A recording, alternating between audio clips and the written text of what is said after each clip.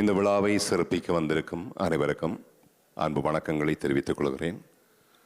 இன்று எல்லோரும் எதையோ தேடி ஓடிக்கொண்டிருக்கிறோம். இந்த சூழலும் இப்படி ஒரு விழாவிற்காக நீங்கள் இவ்வளவு பேர் கூடி வந்ததற்கு மனமார்ந்த நன்றி. இப்போ திரைப்படத்துறையின் முக்கியத்துவத்தையும் இந்த ஊழி திரைப்படத்தின் பேட்டி போட்டுவிட்டு அதை தெளிவாக கூறிவிட்டார்கள். இந்த விழாவில் என்னவெல்லாம் பேசலாம் என்று நான் சில மன ஓட்டங்களை செய்திருந்தேன். ஆனால் அதில் பலவற்றை இங்கே ஏற்கனவே பதிவு செய்து விட்டார்கள். ஆகவே நீங்கள் கேட்காத அல்லது இதுவரை அறியாத சில பக்கங்களையாவது நான் பதிவு செய்யலாம் என்று இருக்கிறேன். அதாவது கிட்டத்தட்ட இப்போ 68ஆம் ஆண்டு பிறந்த நான் 69ஆம் ஆண்டு தலைவர்கள் கொண்டு செய்த போது கூட இருந்திருக்க முடியாது. ஆகவே அதற்கு பின்னான காலகட்டங்களில் எங்களுக்கு சில பாக்கியங்கள் கிடைத்தன. அப்படி கிடைத்த ஒரு பாக்கியத்தின் ஒரு பகுதியைத்தான் இங்கே பதிவு செய்ய போகிறோம். இது நாங்கள் இப்படி எடுத்துக்கொள்ளலாம், கலை பண்பாட்டு கழகம் பிறந்த கதை என்று எடுத்துக்கொள்ளலாம். என்றால் இங்கே நாங்கள் பேசிக்கொண்டிருக்கின்ற கவிஞர் புதுவிரத்தினதுரை. புதுவிரத்தினதுரையின் என்ற அந்த கவிஞர், அந்த மனிதர், அந்த ஆளுமை மிக்க அந்த ஆற்றல் எவ்வளவு பெரிய தாக்கத்தை எங்களுக்குள் ஏற்படுத்தியது என்பதை நான் சொல்லி உங்களுக்கு தெரிய வேண்டியதில்லை. ஆகவே அந்த கலை பண்பாட்டு கழகம் பிறந்த கதையை நாங்கள் சொன்னால்தான் இங்கே சரியாக இருக்கும் என்று நினைக்கிறேன். ஏனென்றால் நான் ஆரம்பத்தில் திட்டமிட்ட பேச்சுக்கள் எதுவுமே இப்போது இங்கே தேவைப்படாது. ஏனென்றால் ஏற்கனவே பதிவாகிவிட்டன. நான் தமிழீழ விடுதலை புலிகளுக்கும் பாடல்களுக்கும் ஆன தொடர்பில் இருந்து ஆரம்பிக்கிறேன்.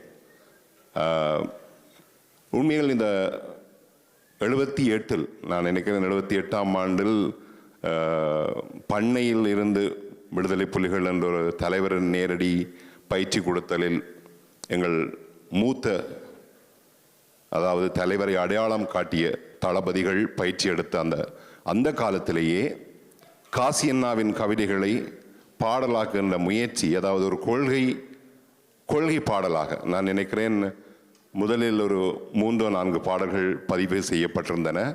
அதில் மாத்திய அண்ணே மற்றும் தலைவர் மற்றும் பொன்னம்மான் போன்றவர்கள் சம்பந்தப்பட்டிருந்தார்கள் என்று நினைக்கிறேன். அந்த காலகட்டங்களில் தமிழகத்தில் திராவிடர் கழகத்தின் பிரச்சார பாடல்களை பாடி வந்த செல்லப்பா அவர்களை பயன்படுத்தி கவிஞர் காசி ஆனந்தன் அவர்களின் பாடலான மறவர் படைதான் புலிப்படை குலமானம் ஒன்றுதான் அடிப்படை அந்த பாடல், மற்றதும் அதோடு சேர்த்து நம்புங்கள் தமிழீழம் நாளை பிறக்கும் என்ற பாடலும் பதிவாகி இருக்க வேண்டும். ஏனென்றால் எங்களுக்கு இந்த பாடல் அறிமுகமானது 85இல் பயிற்சி காலத்தில் எங்களை துயில் எழுப்புகின்ற பாடல்களில் இதுவே ஒன்று. அதாவது தினமும் நாங்கள் கேட்டு இந்த பாடல்களை கேட்டுத்தான் நாங்கள் எழுந்திருந்தோம். அப்போ நம்புங்கள் தமிழீழம் நாளை பிறக்கும் மற்றும் மறவர் படைதான் புலிப்படை இது போன்ற பாடல்கள், இதுவும் 2 பாடல்கள் எனக்கு சரியாக இப்போது ஞாபகம் இல்லை. இந்த பாடல்கள் ஏற்கனவே, அதாவது கிட்டத்தட்ட ஒரு விடுதலை புலிகள் என்றால் என்ன, புலிப்படை என்றால் என்ன என்ற ஒரு கொள்கை விளக்க பாடல்களாக நினைத்து ஒலிப்பதிவு செய்யப்பட்ட பாடல்கள். அது முற்றுமுழுக்க ஒரு போராளிகளுக்கு உற்சாகமூட்டுவதற்காக உருவாக்கப்பட்ட பாடல்கள் தான். இப்படித்தான் தமிழீழ விடுதலை புலிகளுக்கும் பாடல்களுக்குமான நேரடி தொடர்பு என்று நினைக்கிறேன். ஆனால் தமிழீழ விடுதலை போராட்டத்தில் ஈடுபட்ட காலத்திலிருந்தே இசைக்கும் போராளிகளுக்குமான தொடர்பு மிக நெருக்கமானது. பாடல்கள் இல்லாமல் எந்த செயல்பாடுகளும் நடக்கவில்லை என்றுதான் சொல்ல வேண்டும். அமைதியாக எதிரியை தாக்க வேண்டிய நேரங்கள் தவிர்ந்த அனைத்து நேரங்களிலுமே இசை என்பது போராளிகளோடு பயணித்த ஒரு விஷயம். அப்ப அந்த காலத்திலேயே ஒரு திரைப்படத்திற்கான தேவையும் அமைப்பால் உணரப்பட்டது. இதை எப்போது நான் உணர்ந்து கொண்டேன் என்றால் 85ஆம் ஆண்டு ஆம்புஷ் எப்படி செய்வது என்பதற்கு போராளிகளுக்கு விளங்கப்படுத்துவதற்காக ஒரு திரைப்படம் எடுக்கப்பட்டது. இது அப்போது கும்பாரப்பட்டி என்று அழைப்பார்கள், இப்போது புலியூர் என்று அழைக்கப்படுகிறது. சேலத்திலிருந்து மேட்டூர் தாண்டி ஒரு ஊர். கர்நாடகாவையும் தமிழகத்தையும் பிரிக்கின்ற ஒரு எல்லை கோட்டில் அமைந்த ஒரு சிற்றூர் இது. இந்த ஊரில் தான் இந்த படமாக்கப்பட்டது. ஆனால் அதில் ஒரு போராளி தவறுதலாக காயப்பட அந்த படப்பிடிப்பு நின்று போனது. ஆகவே இந்த பாடல் என்பது எங்களுக்கு 85 முதலே ஆரம்பமாகிவிட்டது, 78களிலேயே. பிறகு 85 திரைப்படத்திற்கான முயற்சிகள் ஆரம்பமாகிவிட்டது. ஒவ்வொரு பயிற்சி முகாமிலிருந்து முடித்த போராளிகளில் குறிப்பிட்ட சில ஒரு 10 போராளிகளாவது ஒரு முகாமிலிருந்தும் தெரிவு செய்யப்பட்டு புகைப்பட கலைஞர்களாக பயிற்றுவிக்கப்பட்டார்கள். புகைப்பட கருவிகள் கொடுக்கப்பட்டு அவர்களுக்கான ஃபிலிம் ரோல்ஸ் கொடுக்கப்பட்டு அவர்களுக்கு வேலை தெரிந்து படம் எடுப்பது. இன்று நீங்கள் பார்த்து கொண்டிருக்கிற நிறைய ஆவண புகைப்படங்கள் அப்படி அந்த புகைப்பட போராளிகளால் எடுக்கப்பட்ட புகைப்படங்கள் தான்.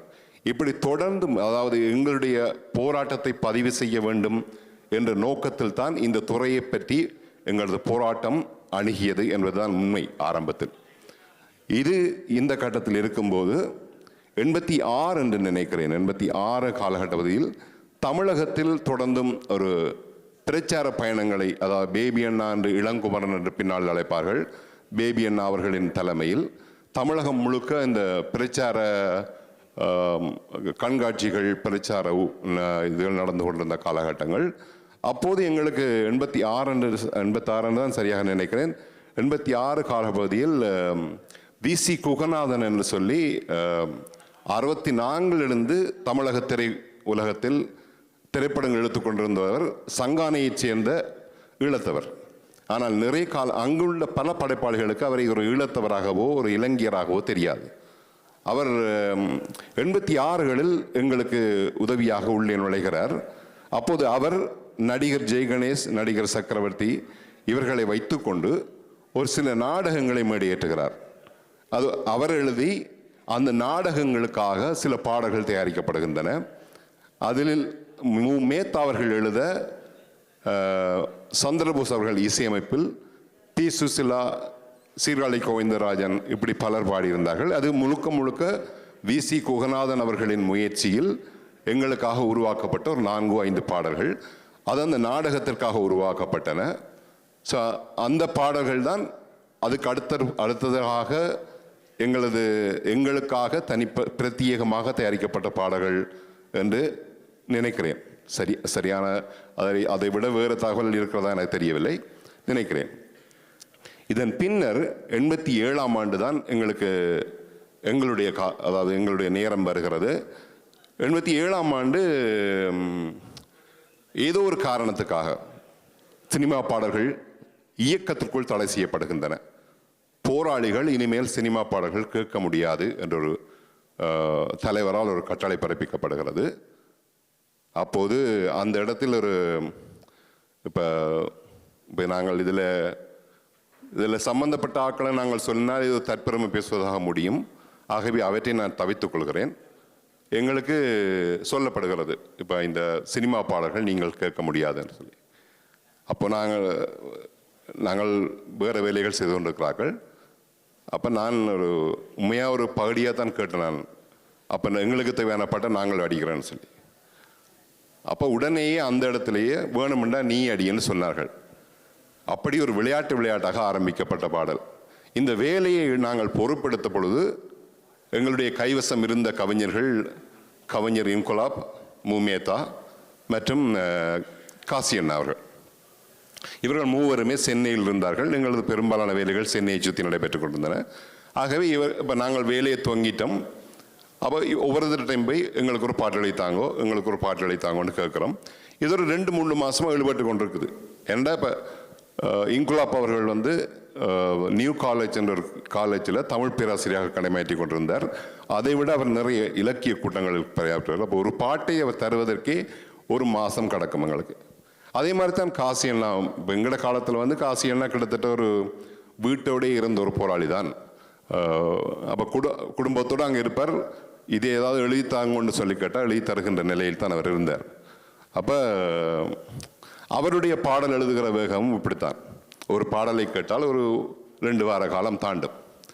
இந்த ஒரு ஆமையை விட மிக மிக மெதுவாக இந்த துறை நகர்ந்து கொண்டிருக்கும் பொழுது ஒரு ரஹீம் என்ற போராளி உங்களை எல்லோருக்கும் தெரிந்திருக்கும். ரஹீமின் நண்பர் ஒருவர் ரஞ்சித் என்பவர். ரஞ்சித் எங்களுக்கு சொல்கிறார், புதுவை அண்ணா வந்து கொழும்பில் நிற்கிறாருன்னு சொல்லி. புதுவை அண்ணா கொழும்பில் நிற்கிறேன். எனக்கு புதுமை அண்ணாவோட நேரடியான அறிமுகமோ நட்போ இல்லை. எனக்கு அவரை அறிமுகம் எவ்வளவு என்று சொன்னால், பொங்கி நின்றவன் பேச்சடங்குதே, பொழுது சாயுதே, வந்து பாரடா, வாட முன் ஒரு செய்தி கூறடா, இங்கு ஓர் மலர் வாடுகின்றதே, இதய நாடிகள் ஒடுங்குகின்றதே, தங்கமேனியை சாவதுன்னதே, தணலில் ஆடிய மேனி சோறுதே, பொங்கி நின்றவன் பேச்சடங்குதே, பொழுது சாயுதே. இந்த கவிதைகள் தான் அந்த கவிஞனை எனக்குள் நிலைநிறுத்தியது. அப்ப எனக்கு அறிமுகமாகும் போது இதை மட்டும் நினைத்து கொண்டுதான் அவரோடு தொடர்பு கொண்டேன். ஆனால் அந்த கவிஞர் கொழும்பிலிருந்து நாங்கள் நிற்கிற இடத்துக்கு வந்தார். அதன் பின்னால் ஆமை வேகத்தில் நகர்ந்து கொண்டிருந்த அந்த வேலை மிக வேகமாக நகர்ந்தது. நாங்கள் இப்போது இங்கே எல்லோரும் சொல்லுகின்றது போல களத்தில் கேட்கும் கானங்கள் எங்களுடைய முதல் வெளியீடு அல்ல, அது எங்களுடைய இரண்டாவது வெளியீடு. முதல் வெளியீடு புயல் கால ராகங்கள். அந்த வெளியீட்டில் 10 பாடல்களை அடங்கிய பாடல்களை, அதாவது உண்மையாக 9 புதிய பாடல்களும் நம்புங்கள் தமிழீழம் நாளை பிறக்கும் என்ற பாடலை நாங்கள் மீள் ஒலிப்பதிவு செய்தோம். காரணம் என்று சொன்னால், எங்களுக்கு முன்னதிலிருந்த அந்த ஒலிப்பதிவில் வந்து ஒரு தெளிவின்மையும் இசை சேர்க்கை சரியில்லை என்ற நினைப்பிலும் நாங்கள் அதே மெட்டோடு மீள் ஒலிப்பதிவு செய்தோம். இன்று நீங்கள் கேட்கின்ற நம்புங்கள் தமிழீழம் நாங்கள் ஒலிப்பதிவு செய்த பாடல்தான். அதற்கு முன்னால் ஒலிப்பதிவு செய்த பல பாடல்கள் இப்போது எங்கள் கைவசங்களிலே இல்லை. ஆகவே இப்போது உங்கள் கைகளில் உலாவுகிறது என்று சொன்னால் அது பின்னர் ஒலிப்பதிவான பாடல்கள் தான். அந்த புயல் கால ராகங்கள் வெளியிடுகின்ற பொழுது உண்மையில் நோக்கம் வந்து போராளிகள் கேட்பதற்கு பாடல்கள் வேண்டும் என்ற நோக்கத்தில் தான் அந்த பாடல்கள் ஒலிப்பதிவு செய்யப்பட்டன. ஆனால் அந்த பாடல்கள் வெளிவந்த உடனேயே அந்த காலகட்டம் உங்களுக்கு நினைவிருக்கலாம். 1987ஆம் ஆண்டு அக்டோபர் 10ஆம் தேதி முதல் இந்திய இராணுவத்துடன் நாங்கள் போராடத் தொடங்கிவிட்டோம். ஆரம்ப கட்டத்தில் எல்லா மாவட்டங்களிலுமே போராளிகள் ஆயுதங்களை பதுக்கி வைத்துவிட்டு வெறும் குப்பிகளோடு சுற்றி வந்த காலம். அப்போ மக்களை நேரடியாக சந்திப்பது என்பதோ கூட்டமாக சந்திப்பது என்பதோ ஒரு முடியாத ஒரு காலகட்டம். வெளிப்படையாக ஆயுதங்களையே கொண்டு திரிய தொடங்காத காலகட்டம். எவ்வப்போது தாக்குதல்கள் நிகழ்கிறதோ அவ்வப்போது மட்டும் ஆயுதங்கள் வெளியே எடுக்கப்படும். மற்றபடி ஆயுதங்கள் புதைத்து வைத்து விட்டு திரிந்த காலகட்டம். அப்படி ஒரு காலகட்டத்தில் புயல் கால ராகங்கள் என்ற வெளியில் வருகின்றது. அந்த வெளியீடு வந்து ஒரு விஷயம் வந்து நாங்கள் பாடல்களை தயார் செய்துவிட்டு தலைவருக்கு அனுப்பி தலைவர் எல்லாத்துக்கும் ஓகேன்னு சொன்ன பிறகு மட்டும்தான் அந்த பாடல்களை வெளியிடுவோம். அப்படி வெளியாகிய பின்னர் அந்த பாடல்கள் முதலில் ஏற்படுத்திய தாக்கம் வந்து ஒவ்வொரு ஊராக எங்கள் போராளிகள் சென்று பிரச்சாரம் செய்து கொண்டு தெரிந்த ஒரு வேலை திட்டங்கள் நிறைய நடந்து கொண்டிருந்த காலகட்டத்தில் எவ்வளவு தூரம் மக்களை சந்தித்தார்களோ மக்களை கவர்ந்தார்களோ அதைவிட பல மடங்காக இந்த பாடல்கள் அந்த அரசியல் வேலையை செய்தன. இதனால் இரண்டாவது வெளியீடு திட்டம் நாங்கள் வைத்திருக்கவே இல்லை. நாங்கள் முதலாவது வெளியிட்டு விட்டு நாங்கள் வேறு வேலைகள் பார்க்கிறோம். தலைவரிடமிருந்து ரஞ்சித் அண்ணாவை அனுப்புகிறார். ரஞ்சித் அண்ணா என்று இப்போ நீங்கள் ராயோண்ணா, கேர்னல் ராயோண்ணா என்று நீங்கள் இப்போது அறிவீர்கள். ராயோண்ணா அங்கே இருந்து வருகிறார் 3 தங்க பிஸ்கட்டுகளோடு. அதாவது இந்த வேலை திட்டத்தை இன்னும் சிறப்பாக செய்யட்டாம் என்று சொல்லி எங்களுக்கு வந்து கொடுக்கப்படுகிறது.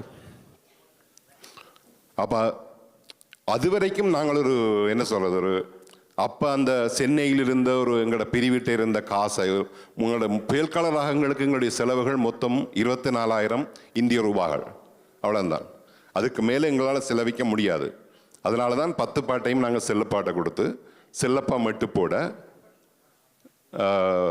பிறகு நவீன் என்ற ஒரு கீபோர்டிஸ்ட் இருந்தவர். அப்போ செல்லப்பா பாட நவீன் என்ன வாசிக்கிறாரோ, ட்ரம்ஸ் வாத்திய கலைஞர் என்ன வாசிக்கிறாரோ, மிருதங்க கலைஞர் என்ன வாசிக்கிறாரோ அதுதான் மியூசிக். அப்படித்தான் அந்த முதல் 10 பாடல்களையும் நாங்கள் ஒலிப்பதிவு செய்திருந்த நாங்கள். அதுக்கு பிறகு இப்படி அங்கிருந்து ராயோண்ணா வந்து எங்களை சந்தித்த உடனே நாங்கள் அதுக்கு பிறகு எங்களோட பங்காருன்னு சொல்லி ஒலிப்பதிவு இன்ஜினியர், சவுண்ட் இன்ஜினியர் இருந்தவர். அவர் தான் எங்களோட முதல் ஒலிப்பதிவில் வந்து எங்களோட இருந்தது. அப்போ அவர்கிட்ட போய் நாங்கள் யோசனை கேட்குறோம். ஓகே, இதை வந்து எங்களை பெருசாக செய்ய சொல்லிட்டோம், எங்களுக்கு வேறு யாரும் இருக்கணுமான்னு கேட்க அவர் சொன்னார், நான் ஒரு ஆளை சொல்லுவேன், அவர் இப்போ திரைப்பட உலகத்திலேருந்து விலகிட்டார், ஆனால் அவர் உங்களுக்கு ஓமண்டா உங்களுக்கு வித்தியாசமாக இருக்கும் உங்களோட பாடல்கள்னு சொல்லி. அப்படி அந்த வேதம் புதிது திரைப்படத்திற்கு இசையமைத்து விட்டு சில திரைப்பட யாருடைய பெயரையும் நான் இங்கே குறிப்பிட விரும்பவில்லை, சிலவரின் தொந்தரவுகளால் சினிமா துறையை விட்டு ஒதுங்கி தனிப்பட்ட வாழ்க்கையில் வாழ்ந்து கொண்டிருந்த ஒரு விவசாயி தான் திரு தேவேந்திரன் அவர்கள். அப்போ தேவேந்திரன் அவர்களை சென்று நாங்கள் சந்தித்து, நானும் புதுவையண்ணாவும் தனியாக அவருடைய வீட்டுக்கே சென்றிருந்தோம். சென்று நாங்கள் ஒன்றார்ந்து எல்லாம் அவர்கிட்ட விஷயத்தை சொல்ல, அவர் உடனே சொல்லிட்டார், நான் உங்களுக்கு செய்தாரம், எனக்கு இதுக்கு எந்த சம்பளமும் வேண்டாம்னு சொல்லி. ஸோ பிறகு தேவேந்திரனுடைய வழிகாட்டலில் தான் பிறகு நாங்கள் அந்த களத்துங்கானங்களுக்கான பாடல்கள் உருவானது.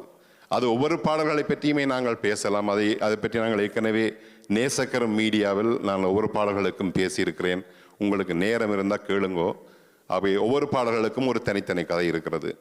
அந்த அந்த அனுபவம் எங்களுக்கு மிக அலாதியானது. உண்மையாக எங்களோட ஒரு பாடல் துறை என்பது மிக வீரியம் பெற்றதற்கு முக்கியமான காரணமே இந்த களத்துக்கானங்கள் எங்களுக்கு தந்த மிகப்பெரிய வெற்றி.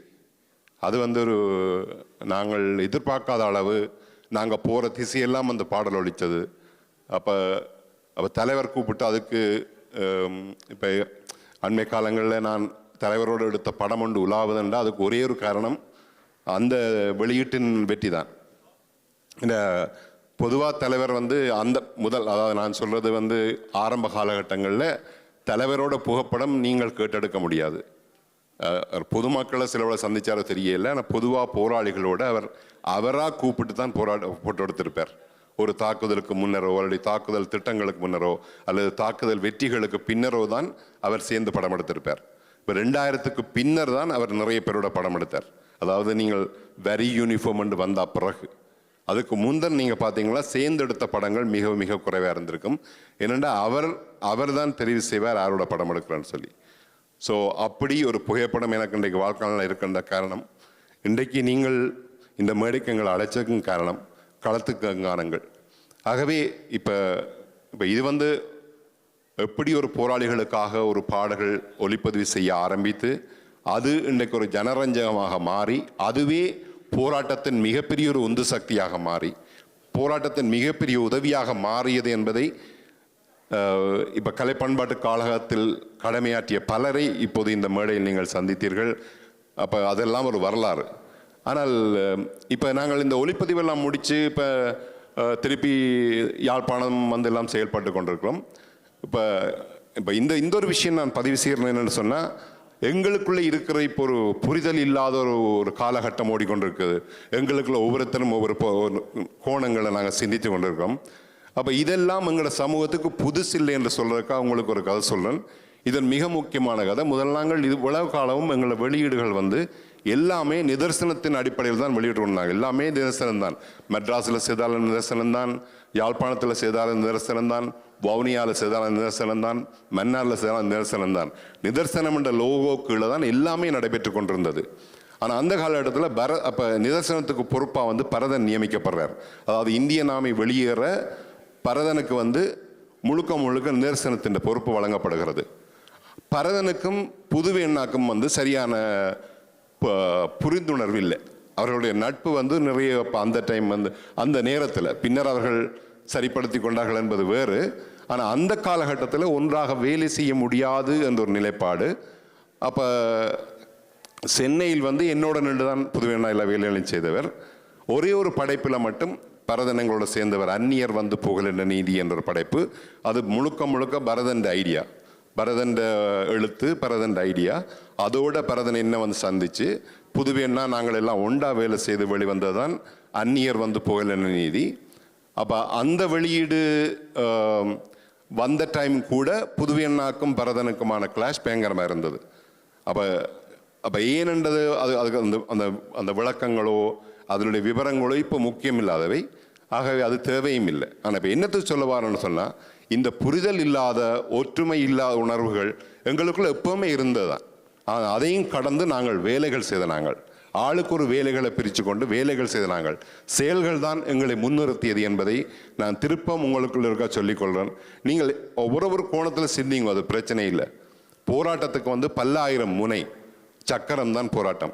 இந்த பல்லாயிரம் முனையில் எந்த முனை எப்போ முனைப்பு பெறும் எப்போ முக்கியம் பெறும் என்பது எங்களால் சொல்ல முடியாது. ஆனால் அவரவற்றை கடமையை செய்து கொண்டு தான் இருக்கணும். ஆகவே இதுக்காகத்தான் இந்த சம்பவத்தை உங்களுக்கு சொல்கிறேன்.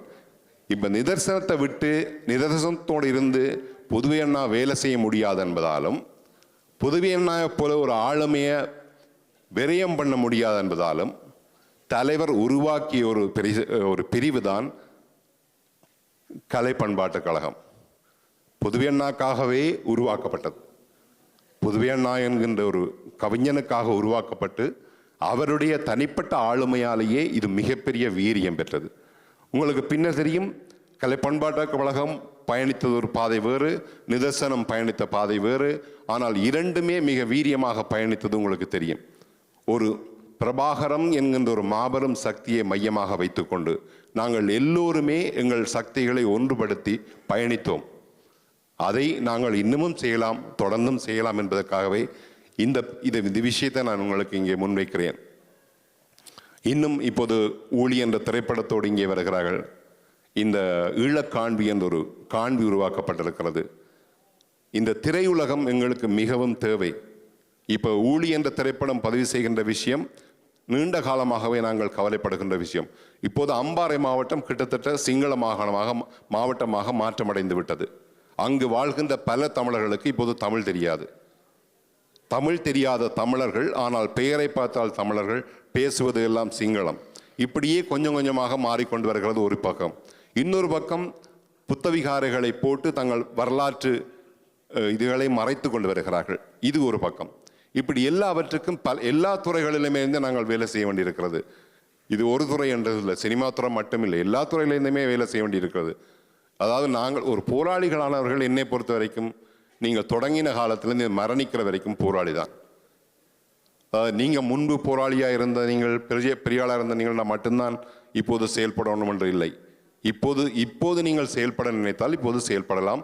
அதற்கு முன் அனுபவம் தேவையில்லை. நீங்கள் உங்களுக்கு இருக்கிற உண்மையான அன்பும் அக்கறையும் ஆர்வம் இருந்தால் மட்டும் போதும். நீங்கள் இப்போதும் போராளியாக இயங்கலாம். மற்றும் போராட்டத்தில் சம்பந்தப்பட்டவர்களை என்னுடைய சின்ன ஒரு வேண்டுகோளை விடுக்கிறேன். நிறைய பேர் பொய் பேசுவதாக இங்கே எல்லோருமே மனம் புழுங்குகிறோம். வரலாற்றில் இது சாதாரணம். இது வந்து எங்கட போராட்டத்துக்கு மட்டுமே நடக்கிறது என்று இல்லை. அகழ்வாராய்ச்சியில் பொய்கள் எங்களுக்கு மட்டும் நடக்கிறது என்று இல்லை. இது எல்லாருக்குமே நடக்குது. எல்லா காலத்திலுமே அடையாளம் தேடுகின்ற தற்குறிகள் பொய்களை சொல்லி கொண்டு தான் திரிவார்கள். அது நீங்கள் நிறுத்த முடியாது.